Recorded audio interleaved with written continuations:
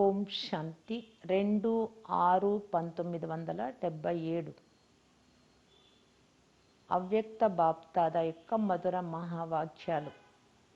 సర్వాత్మలకు ఆధారమూర్తులు, ఉద్ధారమూర్తులు మరియు పూర్వీకులు, బ్రాహ్మణుల నుండి దేవతలు, సదా స్వయం యొక్క పూర్వపు స్థితిలో స్థితులై ఉండేటటువంటి సర్వులకు ఆధారమూర్తి ఆత్మలతో అవ్యక్త బాప్దాదా మాట్లాడుతూ ఉన్నారు.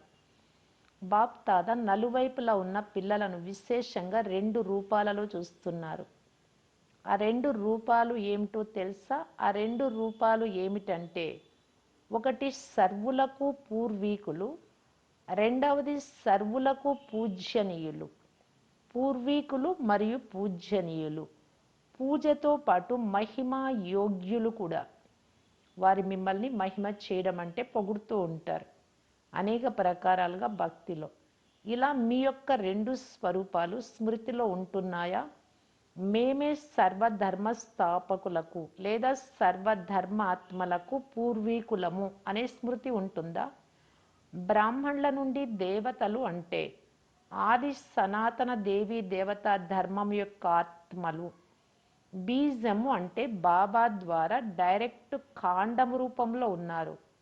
సృష్టి వృక్షం యొక్క చిత్రంలో మీ స్థానం ఎక్కడ? ముఖ్య స్థానం కదా, మూల కాండం. దీని ద్వారానే సర్వధర్మ రూపీ శాఖలు ఉత్పన్నమయ్యాయి. కనుక మూల ఆధారము అంటే సర్వులకు మీరు పూర్వీకులు, బ్రాహ్మణుల నుండి దేవతలు. ఇలా పూర్వీకులు అంటే ఆది దేవుని ద్వారా ఆది రచన. ప్రతి ఒక్కరికి తమ పూర్వస్థితి యొక్క గౌరవము మరియు స్నేహం ఉంటుందా? ప్రతి కర్మకు, కుల మర్యాదలకు, ఆచార వ్యవహారాలకు పూర్వీకులే ఆధారం. వారు పెట్టినటువంటి పద్ధతులనే మిగతా వారు అనుసరిస్తూ వస్తూ ఉన్నారు.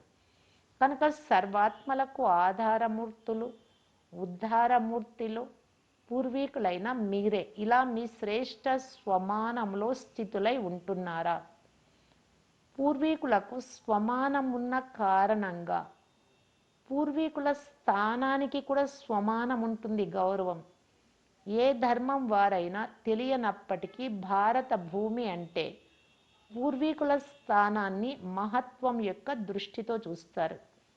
వెనువెంట సర్వ మహాన్ ప్రాప్తులకు ఆధారమైన సహజ యోగము లేదా ఏ రకమైన యోగానికైనా ఆధ్యాత్మిక శక్తి యొక్క ప్రాప్తికి కేంద్రంగా భారతదేశాన్ని భావిస్తారు.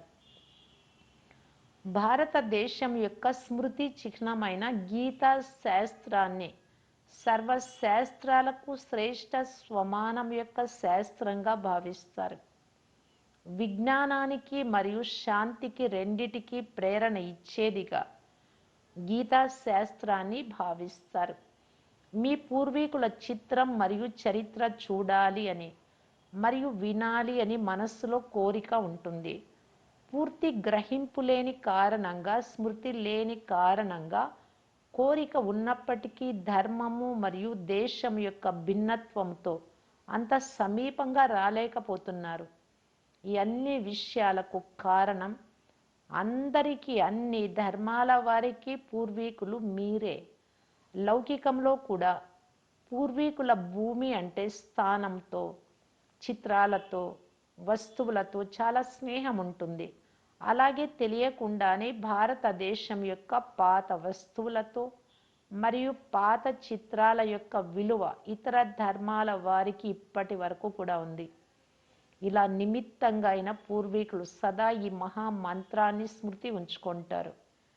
ఈ సమయంలో మీ సంకల్పము అంటే మనస, వాచ, కర్మణ ద్వారా ఏ కర్మ, ఏ సంకల్పము వస్తుందో అది సర్వాత్మల వరకు చేరుకుంటుందా అని. కాండము ద్వారానే శాఖలకు నీరు, ఎరువు లభిస్తుంది. అలాగే ఆత్మలైన మీ ద్వారానే సర్వాత్మలకు శ్రేష్ట సంకల్ప శక్తి, సర్వశక్తుల ప్రాప్తి స్వతహాగా లభిస్తూ ఉంటుంది. ఇంత ధ్యాస ఉందా? పూర్వీకులని అందరూ అనుసరిస్తారు. ఏ సంకల్పము, ఏ కర్మ మీరు చేస్తారో దానిని స్థూల మరియు సూక్ష్మ రూపంలో అందరూ అనుసరిస్తారు. ఇంత పెద్ద బాధ్యతాదారుడిగా భావిస్తూ సంకల్పము లేదా కర్మ చేస్తున్నారా? పూర్వీకులైన మీ ఆధారంగానే సృష్టి యొక్క సమయము మరియు స్థితి ఉంటుంది. మీరు సతో ప్రధానంగా ఉంటే విశ్వమంతా స్వర్ణిమ యుగంలో ప్రకృతి లేదా వాయుమండలము సతో ప్రధానంగా ఉంటుంది. సమయము మరియు స్థితికి ఆధారం, ప్రకృతికి ఆధారం పూర్వీకులైన మీరే. మా కర్మల యొక్క లెక్కానుసారం మా కర్మకు ప్రాలబ్ధం లభిస్తుంది అని అనుకోకండి. కానీ పూర్వీకుల కర్మల యొక్క ప్రాలబ్ధం స్వయంతో పాటు సర్వాత్మలతో మరియు సృష్టి చక్రముతో సంబంధం ఉంది. ఇటువంటి మహాన్ ఆత్మలే కదా. ఇటువంటి స్మృతిలో ఉండడం ద్వారా స్వతహాగానే ధ్యాస ఉంటుంది. ఏ రకమైన సోమరితనము రాదు. సాధారణ లేదా వ్యర్థ సంకల్పము లేదా కర్మ జరగదు. సదా ఈ శ్రేష్ఠ స్థితిలో ఉండండి. మీ స్థితికి మాయ కూడా నమస్కారం చేస్తుంది.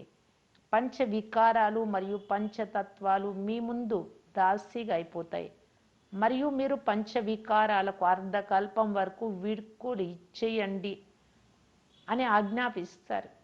ప్రకృతి సతో ప్రధానంగా సుఖదాయిగా అవుతుంది. పూర్వీకుల స్థితిలో ప్రతి సంకల్పం ద్వారా ఆజ్ఞను ఇస్తే అది వినకపోవడం అనేది ఉండదు. మీరు అయితే పూర్వజుల స్థితిలో స్థితం కావాలి. అంటే నేను ఈ సృష్టికి పూర్వజాత్మ వేర్ల రూపంలో ఉన్నా. నా ద్వారానే బాబా జ్ఞానాలు, గుణాలు, శక్తులు అన్నీ అందజేస్తూ ఉన్నారు. మొత్తం కల్పవృక్షానికి అంతటికీ ఆధారమూర్తి నేను, ఉద్ధారమూర్తి నేను, విశ్వ కళ్యాణకారి నేను, పూర్వజాత్మ, పూజ్యాత్మ నేను. కనుక దాని, మహాదాని, వరదాని నేను. ఇలా అనుభవం చేస్తూ ఇంట్లో వారికి ఎలాగ బాధ్యత ఉంది, నాకు అందరినీ చూసుకోవాలి అనుకుంటారో అలాంటి భావన ఉండాలి.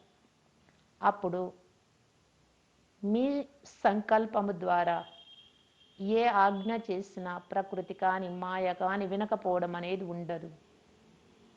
పంచ వికారాలు వీడ్కోలు ఇవ్వకపోవడం కూడా ఉండదు. అర్థమైందా? ఈ విధమైన శ్రేష్ఠ స్వమానాన్ని నేను పూర్వజాత్మ, పూజ్యాత్మ, 2 యుగాలు పూర్వజ్గా ఉన్నా అంటే అనాది పరంధామంలోనూ మనము శ్రేష్టమైన పవిత్రాత్మలే, పరమ పవిత్ర పూజ్యులే. ఆదిలో కూడా పూజ్యాత్మలే. మధ్యలో దేవీ దేవతా రూపంలో బ్రాహ్మణుడు తప్ప ఎవ్వరు తాకరు, గర్భగుడిలోకి ఎవ్వరు అడుగు పెట్టరు. అంత ఉన్నతోన్నతంగా భావిస్తారు. అంటే అంత సంపూర్ణ పవిత్రాత్మ నేను. మధ్యలో కూడా అంతిమంలో బ్రాహ్మణాత్మ, నా పునాది, నా పర్సనాలిటీ, నా ప్రాణదానం,